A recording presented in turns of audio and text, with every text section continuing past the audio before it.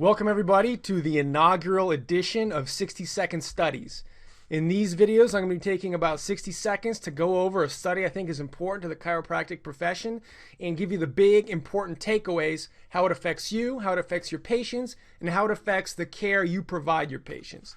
So to start off, I'm going to look at this article by Malik Schlossberg, very well researched article, and it starts off saying that in recent literature and current guidelines, there's a focus on improving motor control as an important component of rehabilitation for back and neck problems, especially for chronic or recurring conditions.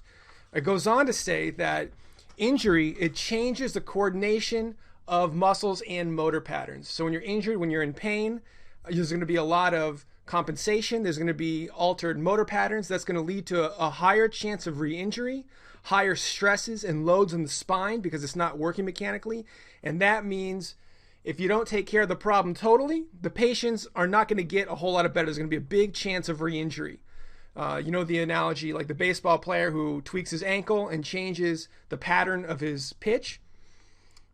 He's going to have a higher chance of injury down the line. Some joint, some tissue is going to have a higher chance of injury because he's changing that finely grooved motor pattern.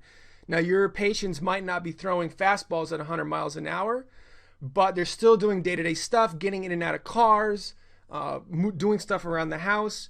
And, you know, frankly, a lot of them are not in great shape. So the chance of re-injury is going to be very high. And it goes on to say that the best results, and I'll go into this in future studies, I have a whole plethora of studies. The adjustment gaps joints, breaks adhesions, increases joint ROM, stimulates mechanoreceptors, and it relaxes the muscles that act on the particular joint that you're adjusting. So it resets motor patterns, and then you do some stability training, some neuromuscular re-education. It's going to increase the rate of recovery. And the reason for this, of course, is stimulation of the brain, the cerebellum, by information coming from the muscle spindles, right? Muscle spindles detect stretch. When you're on an uneven surface, it's going to stimulate those even more, and it's going to send all that good information, position information, to the brain. And the joints are going to get a workout too on the uneven surface. That's about it. Just know that applying some coordination, some balance training, some stability training, like on a Swiss ball, something like that, can really help improve the results that your clients get. So that's all for 60-second studies. That's the first edition. Don't forget to like and subscribe. Share it on Facebook. Share it to people you think might enjoy it. And that's it. I'll put the link in the description. I'll see you in the next video. Bye.